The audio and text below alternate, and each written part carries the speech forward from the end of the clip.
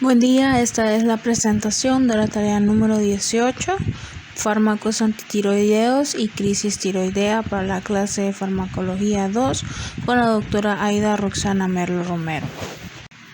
Mi nombre es Daniela Alejandra Aguilar y a continuación iniciaremos con lo que es la presentación de fármacos antitiroideos y crisis tiroidea.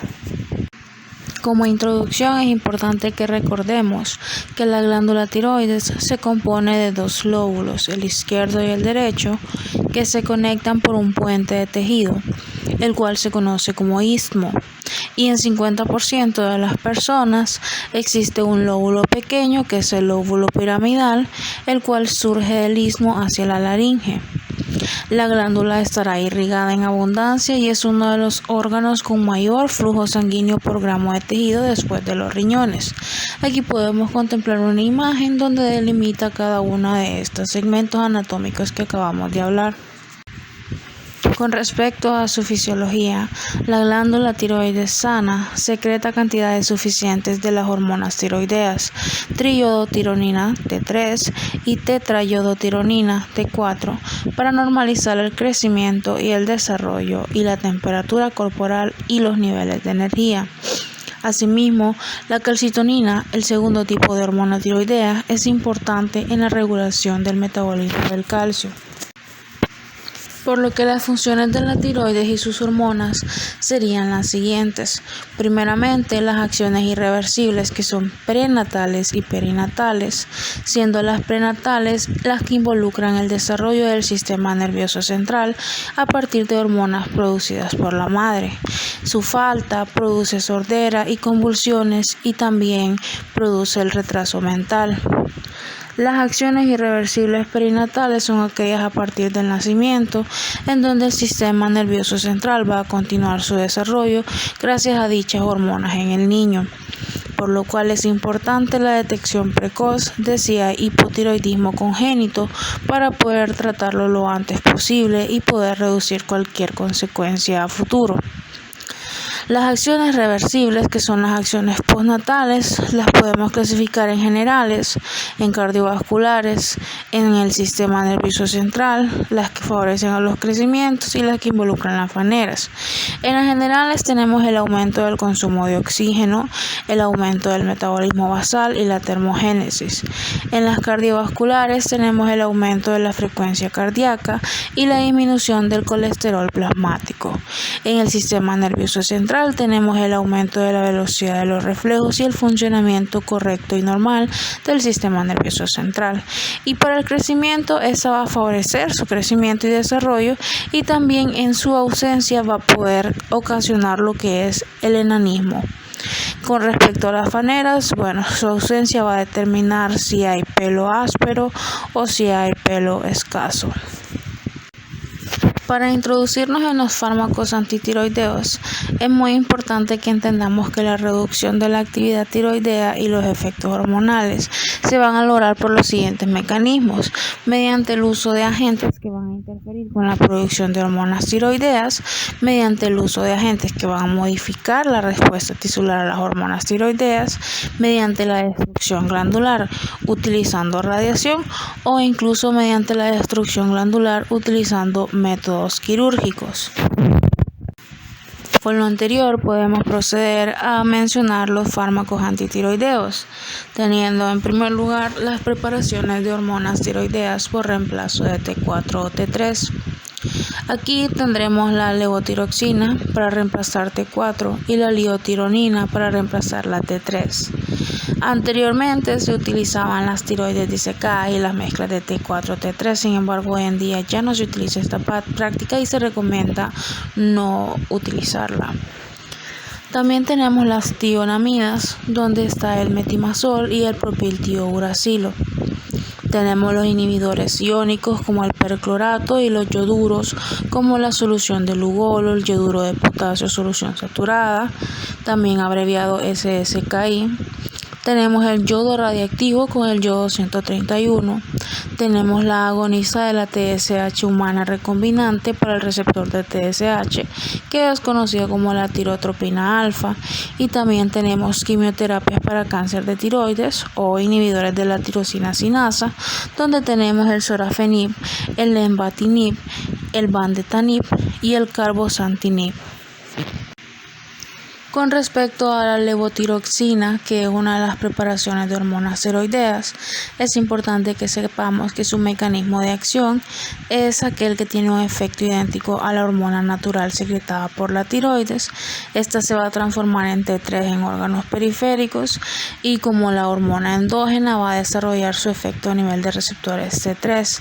El organismo no va a ser capaz de poder distinguir entre la levotiroxina endógena y la exógena. Sus indicaciones terapéuticas son mayormente para el hipotiroidismo y para la supresión de TSH en el cáncer de tiroides.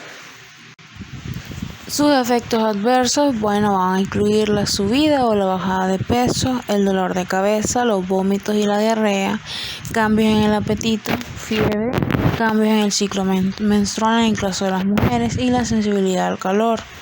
Con respecto a su uso durante el embarazo, la FDA lo clasifica como un grupo A, por lo que esta hormona tiroidea no va a estar atravesando la barrera placentaria y en la experiencia clínica no se han demostrado anormalidades fetales cuando se ha administrado la levotiroxina durante el embarazo.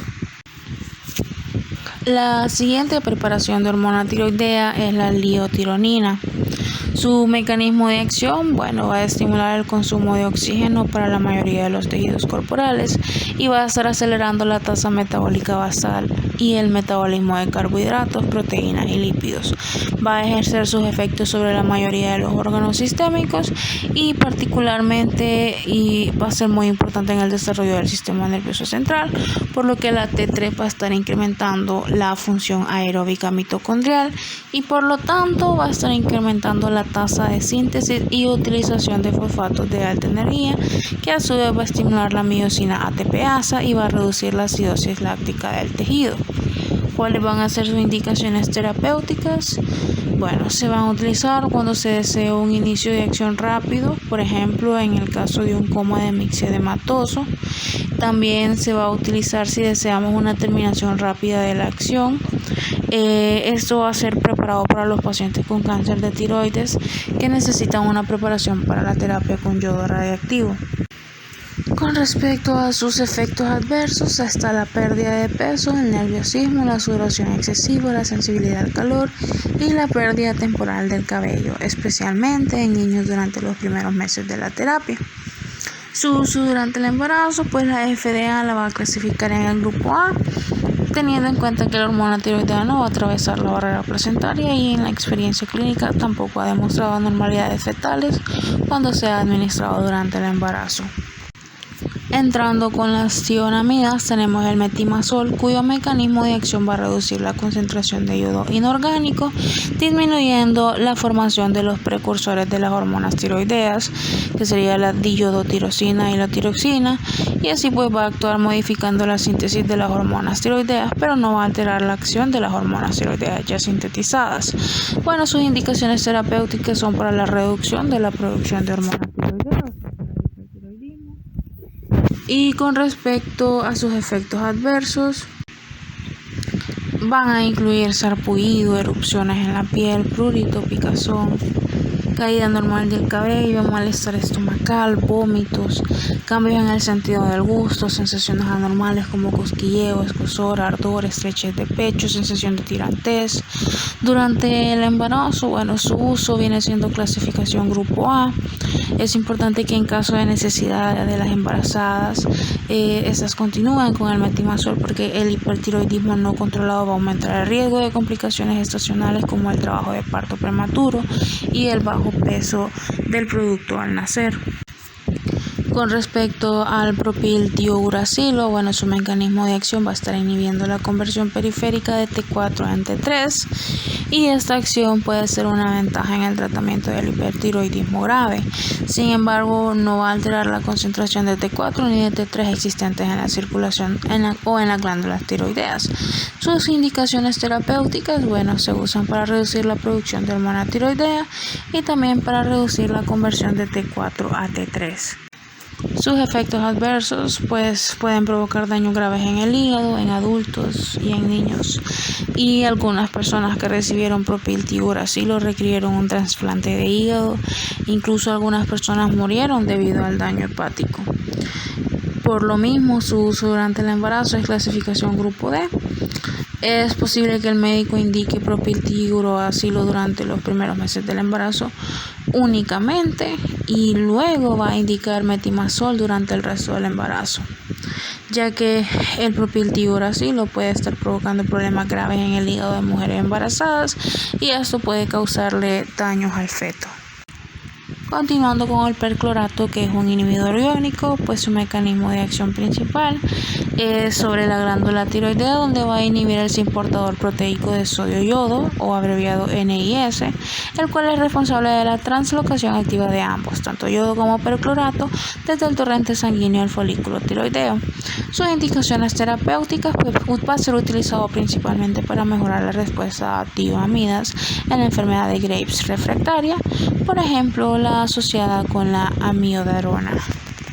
Sus efectos adversos, bueno, en un pequeño número de pacientes tratados con perclorato se observaron efectos secundarios con sarpullido, náuseas y vómitos. Unos pocos sufrieron una disminución grave de células de la sangre y algunos fallecieron. En el uso durante el embarazo, pues la FDA no brinda un grupo para este medicamento, no le ha dado categoría. Sin embargo, se ha encontrado una relación entre el uso del perclorato y su efecto negativo en el desarrollo cerebral del feto en últimos estudios. La solución de Lugol, que es un yoduro, tiene un mecanismo de acción que va a permitir disolver el yodo en agua mediante un fenómeno llamado solubilización hidrotrópica, y los iones de yoduro derivados de este van a combinarse con las moléculas de yodo para formar iones de triyoduro. Esto se va a reducir a yoduro en el intestino antes de la absorción, y sus indicaciones terapéuticas pues reduce de manera aguda la secreción y la síntesis de hormona tiroidea. Sus efectos adversos pues puede producir erupciones en la piel, sabor metálico, sensación de quemadura en la boca y garganta, trastornos del estómago y del intestino, puede producir fiebre. En casos más graves pueden aparecer acidosis metabólicas, arritmias cardíacas, fallo renal agudo, delirio e incluso coma. Por esto mismo, su uso durante el embarazo es clasificación grupo D y se reserva en casos de tormenta tiroidea, o sea, en crisis tiroidea. Debe administrarse el menor tiempo posible, menos de 3 días, con un seguimiento estrecho del feto por la posibilidad de desarrollar bocio. Otro yoduro, que es el yoduro de potasio solución saturada o SSKI, tiene un mecanismo de acción donde se va a comportar como un modificador endocrino cuyo principal efecto directo va a ser en caso de excesiva ingesta de yodo. Va a tener lugar en la glándula tiroides y va a actuar sobre la regulación de la producción y secreción de las hormonas tiroideas. Sus indicaciones terapéuticas pues busca reducir de manera aguda la secreción y la síntesis de las hormonas tiroideas. Sus efectos adversos son el malestar gastrointestinal, en especial el estomacal, sarpullidos e inflamación de las glándulas salivales. Hay reacciones alérgicas, puede producir hipotiroidismo en bebés de menos de un mes de vida que puedan recibir una dosis de yoduro de potasio. Durante el embarazo, tiene una clasificación de grupo A. El yoduro de potasio solo protege la tiroides contra el yodo radioactivo I-131, no protege otras partes del cuerpo contra otros tipos de radiación. Por lo mismo se recomienda que sea utilizado en personas menores de 40 años y también es recomendado su uso en las personas embarazadas o que están amamantando. El yodo radiactivo, donde tenemos el yodo 131, es otro tipo de fármaco antitiroideo. Su mecanismo de acción está basado en una de las funciones normales de la glándula tiroides, que es la acumulación y la retención del yodo para la síntesis de las hormonas tiroideas. Sus indicaciones terapéuticas, pues, es un eficaz tratamiento permanente de la enfermedad de Graves y del nódulo tóxico o del bocio tóxico, y también sirve para la destrucción de cáncer de tiroides yodo ávido. Sus efectos adversos involucran náuseas y vómito, hinchazón y dolor en las glándulas salivales, sequedad de la boca y cambios en el gusto. Su uso durante el embarazo es una clasificación de grupo D. Se debe evitar el yodo 131 durante el embarazo siempre que sea posible porque puede afectar a la tiroides y a los niveles de hormonas tiroideas del bebé. Los bebés con muy poca hormona tiroidea tienen un mayor riesgo de sufrir retrasos en el desarrollo por esto mismo. Dentro de los agonistas de la TSH humana recombinante por el receptor de TSH tenemos la tirotropina alfa, cuyo mecanismo de acción involucra la unión de los receptores de TSH en células epiteliales de la tiroides, estimulando la captación y la organización del yodo, así como la síntesis y la liberación de la tiroglobulina, la triiodotironina y la tiroxina. Sus indicaciones terapéuticas, se usa para estimular la captación de yodo radiactivo y para la liberación de tiroglobulina en pacientes con cáncer de tiroides después de la tiroidectomía. También se usa para preparar a los pacientes para la ablación con yodo radiactivo de restos de tiroides después de la tiroidectomía y del cáncer de tiroides. Sus efectos adversos pueden ser una posible reacción alérgica donde hay comezón, ronchas, hinchazón del rostro, hinchazón de las manos, hinchazón de hormigueo en la boca o garganta, opresión en el pecho, dificultad para respirar. Puede haber confusión, fuerte dolor de cabeza, dificultad para hablar, dolor o debilidad en un brazo, en una pierna o en algún lado del cuerpo, dificultad al momento de respirar e incluso cambios en la voz. Su uso durante el embarazo es categoría X debido a la consecuente exposición del feto a una alta dosis del material radioactivo. La tirotropina está contraindicada durante el embarazo y los pacientes deben de abstenerse de amamantar por ello mismo.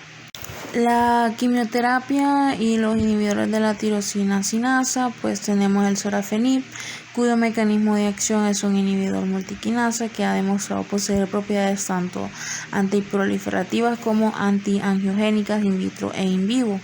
Inhibe el crecimiento tumoral de un amplio espectro de senoinjertos tumorales humanos en ratones atímicos, acompañados de una reducción en la angiogénesis tumoral.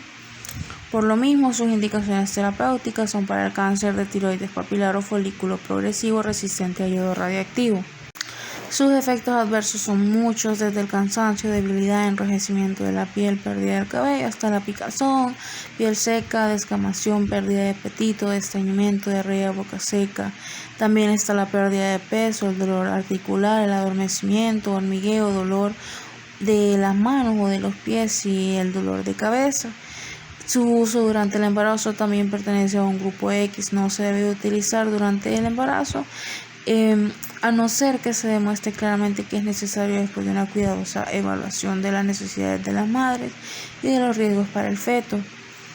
Las mujeres en edad fértil definitivamente deben utilizar métodos anticonceptivos efectivos durante el tratamiento para evitar el embarazo, por lo mismo. El lenvatinib tiene un mecanismo de acción consistente en bloquear la acción de una proteína normal que envía las señales de las células del cáncer para que se multipliquen, y esto va a ayudar a detener la propagación de las células del cáncer. Por lo mismo, sus indicaciones terapéuticas también son para cáncer de tiroides papilar o folicular progresivo resistente al yodo radioactivo. Sus efectos adversos involucran la fatiga o cansancio, el sarpullido, enrojecimiento, picazón, descamación de la piel en las palmas y la planta de los pies, diarrea, náuseas, estreñimiento, acidez estomacal, disminución del apetito, pérdida de peso, cambio en la capacidad para saborear los alimentos, tos, ronquera, aftas en la boca, boca seca, dolor de cabeza, articulaciones y dolor de músculos, insomnio, pérdida del cabello, fiebre e incluso ardor al orinar. Su uso durante el embarazo también pertenece al grupo X. Si la paciente debe de quedar embarazada, pues realmente no se aconseja para nada. Y en lugar de eso se les recomienda que utilicen anticonceptivos durante todo el tratamiento.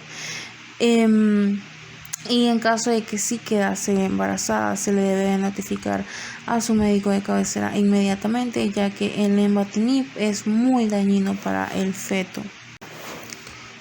Otro inhibidor de la tirosina sinasa es el vandetanib, cuyo mecanismo de acción emplea dos, mediante el uso de bloqueo del suministro de la sangre al tumor al desacelerar la vía del receptor del VEGF, que significa receptor de factor de crecimiento endotelial vascular, y también va a reducir el crecimiento y la supervivencia del tumor a través de las vías del receptor del factor de crecimiento epidérmico y del proto-oncogen, o sea, oncogen reorganizado durante la transfección. Por lo mismo, sus indicaciones terapéuticas son para el cáncer de tiroides medular progresivo. Sus efectos adversos son náuseas, vómitos, acidez estomacal, pérdida del apetito, pérdida de peso, dolor estomacal, escurrimiento nasal, cansancio extremo, y el uso durante el embarazo es grupo D. Solo se debe continuar el tratamiento en mujeres embarazadas si el beneficio potencial para la madre sobrepasa el riesgo para el feto. Y con respecto a la lactancia, pues no hay datos sobre el uso de vandetanib en mujeres en periodos de lactancia. Por último tenemos el cabozantinib, cuyo mecanismo de acción pues es una molécula pequeña que inhibe múltiples receptores de tirosina quinasa que están implicados en el crecimiento tumoral y la angiogénesis. También están implicados en la remodelación ósea patológica, la farmacoresistencia y la progresión metastásica del cáncer, y por lo mismo pues sus indicaciones terapéuticas son para el cáncer de tiroides medular progresivo. Con respecto a sus efectos adversos, pues los efectos secundarios graves más frecuentes que presentaron los pacientes son la diarrea, la hipertensión y la eritrodisestesia palmoplantar. Otros efectos secundarios fueron la fatiga, las náuseas, la disminución del apetito y las llagas dolorosas en la boca. Durante el embarazo, su clasificación es grupo D. No se debe utilizar cabozantinib durante el embarazo, a no ser que la situación clínica de la mujer requiera dicho tratamiento. También hay que mencionar que se desconoce si este fármaco o cualquiera de sus metabolitos se logra excretar mediante la leche materna, por lo que su seguridad durante la lactancia realmente no está confirmada. Hoy sí iniciaremos a hablar más específicamente de lo que sucede en el tratamiento del hipertiroidismo. Para iniciar es importante que sepamos que el hipertiroidismo o la tiroides hiperactiva es eso que ocurre cuando la glándula tiroides está produciendo más hormonas tiroideas de las que el cuerpo necesita. Muchas veces la glándula puede incluso duplicar o triplicar su peso y aumentar su vascularización. A la palpación del cuello se va a evidenciar un bocio en el paciente, y en el microscopio pues las células epiteliales columnares van a tener una apariencia columnar y van a estar incrementadas tanto en número como en tamaño. Y ya con respecto a la farmacoterapia, pues tenemos las tioamidas, que son utilizadas para el tratamiento del hipertiroidismo, incluyendo la enfermedad de Graves y el bocio tóxico. Las tioamidas pues ya sabemos que incluyen el carbimazol, el propiltiuracilo o PTU y el metamizol. Y en el caso del metamizol, este es casi 10 veces más potente que el propiltiuracilo. También tenemos el uso de yodo radioactivo, que se usa para destruir el tejido tiroideo hiperfuncionante y es muy eficaz para el tratamiento permanente de la enfermedad de Graves y el nódulo tóxico o bocio tóxico. También usamos los inhibidores iónicos como el perclorato, que disminuyen la inmunoglobulina estimulante de la tiroides, lo que realmente nos indica que dan una mejoría en el hipertiroidismo y que también nos van a ayudar a reducir los anticuerpos tiroideos. También utilizamos medicamentos antitiroideos como el yoduro para la reducción aguda de la hormona tiroidea. Recordemos que en estos medicamentos antitiroideos del yoduro pues tenemos la solución del Lugol y el yoduro de potasio. Ahora pasamos a lo que es el hipotiroidismo. Pues también tenemos que recordar que el hipotiroidismo es una de las enfermedades endocrinas más comunes. Afecta más a mujeres que a hombres y dependiendo de la región o país, las causas pueden ser deficiencia de yodo o pueden llegar a ser una enfermedad autoinmune que se conoce como tiroiditis de Hashimoto. en la cual los anticuerpos que se producen lesionan las células foliculares y los microsomas y definitivamente terminan lesionando los receptores de la TSH. Con respecto al tratamiento del hipotiroidismo, pues su farmacoterapia va a estar consistiendo en la reposición de la producción de la glándula tiroides, y la forma más estable y eficaz de conseguirlo es administrando la tiroxina, o sea T4. Pues esta posee una vida prolongada y el organismo se va a transformar en parte en T3, con lo que no es necesario reemplazar esta última hormona, por lo cual el tratamiento habitual para el hipotiroidismo supone el uso diario de la hormona tiroidea sintética, que es la levotiroxina, que también se le conoce como Levotroid, Synthroid, entre otros nombres.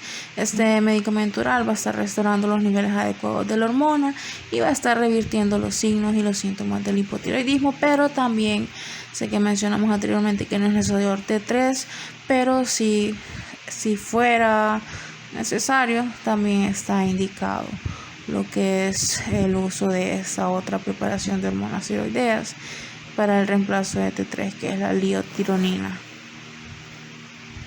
Ya para ir finalizando, vamos a hablar de lo que es la crisis tiroidea. Pues la crisis tiroidea la vamos a definir como una manifestación extrema del hipertiroidismo que, aunque poco frecuente, conlleva un riesgo vital. Aparece en un 1 a 2% de los casos de hipertiroidismo y su mortalidad se estima entre el 20 y el 30%. Puede estar producida por un incremento súbito de las hormonas tiroideas circulantes o por un incremento de biodisponibilidad celular. Y por lo mismo, y porque es una urgencia, el conocimiento, diagnóstico y tratamiento temprano de esta patología es esencial para que podamos lograr tener una eficaz reducción de la morbimortalidad asociada a esta crisis tiroidea. Entonces terminaríamos con lo que es la farmacoterapia de esta. Y pues la tormenta tiroidea no es una urgencia, es una emergencia médica y es muy mortal. Con frecuencia la persona va a estar necesitando hospitalización en la unidad de cuidados intensivos, por lo que su tratamiento va a estar incluyendo la oxigenoterapia para los problemas respiratorios ocasionados, líquidos para sanar la deshidratación, mantitas frías para que el cuerpo recupere la temperatura normal. Recordemos que una de las funciones de la tiroides es la regulación de la temperatura. Hay que estar monitoreando también el exceso de líquido en las personas mayores, en especial si estas tienen patologías cardíacas o incluso patologías renales. También debemos de utilizar medicamentos para controlar la agitación del paciente y para controlar lo que es la desaceleración del ritmo cardíaco. También es importante que tengamos a mano vitaminas y glucosa para el paciente, y el objetivo básicamente del tratamiento es de estar disminuyendo los niveles de la hormona tiroidea en la sangre. Por esto mismo, a veces se van a suministrar dosis altas de yodo para tratar de desactivar la tiroides. Se puede incluso suministrar otros fármacos conocidos como las tionamidas para bajar el nivel de las hormonas en la sangre. También se pueden utilizar lo que son medicamentos beta bloqueadores, que con frecuencia se van a estar suministrando por vía intravenosa para bajar el ritmo cardíaco, donde es preferible que se emplee beta bloqueadores relativamente selectivos como el bisoprolol o el atenolol. Y también, la presión sanguínea, vamos a estar buscando lo que es bloquear los efectos del exceso de la hormona tiroidea en esta, y en algunos casos graves incluso vamos a estar administrando lo que son glucocorticoides, es decir, esteroides. Con esto estaríamos finalizando mi presentación. Les agradezco mucho por todo su tiempo. Espero que les haya servido de educación y de referencia para sus estudios próximos. Les agradezco y les deseo un muy feliz día y un buen fin de semana. Dejo aquí las bibliografías consultadas para referencias futuras.